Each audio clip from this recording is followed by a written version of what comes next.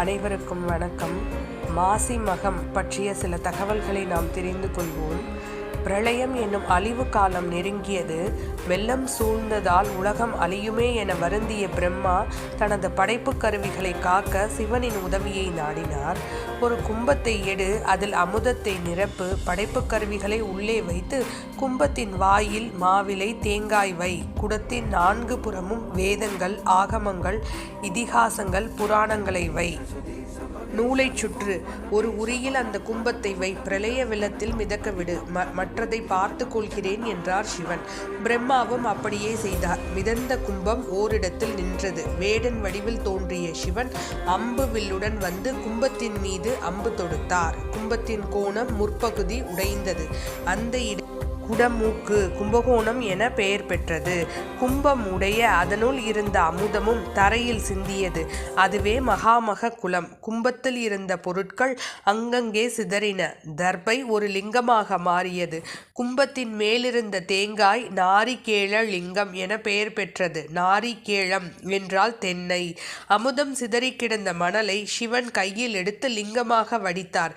அதுவே கும்பேஸ்வரர் என்றும் அமுதேஸ்வரர் என்றும் பெயர் பெற்றது. பிரளய வெள்ளம் வடிந்ததும் நிலைமை சீரடைந்தது. சிவபெருமான் லிங்கத்தில் ஐக்கியமாகி இருக்கும் தகவல் பார்வதியை எட்டியது. தேவியும் அங்கு வந்தாள். அவளை மங்களநாயகி என அழைக்கின்றனர். அதன் பின் மீண்டும் இறையருளால் உயிர்கள் படைக்கப்பட்டன. அதில் மனிதர்கள் தங்களின் பாவம் தீர அவ்வப்போது புனித நதிகளில் நீராடினர். பாவச்சுமையை தாங்க முடியாத கங்கை, யமுனை, நர்மதை, சரஸ்வதி, கோதாவரி, பொன்னி, சரையு, கன்னியாகுமரி, பயோட்டனா என்ற 9 நதிகளும் சிவபெருமானிடம் விமோச்சனம் கேட்டனர். கும்பகோணம் மகாமக குலத்தில் மாசி மகத்தன்று நீராடினால் பாவம் தீரும் என்றார் சிவன். இதன்படி நவநதி கன்னியரும் மாசி மகத்தன்று நீராடினர். மாசி மாத பௌர்ணமியும் மக நட்சத்திரமும் சேரும் நாளே மாசி மகம். புனிதமான இந்நாளில் கோயில்களில் தீர்த்தவாரி விழா நடக்கும். இது குறித்து செவிவழி கதை ஒன்று கூறப்படுகிறது.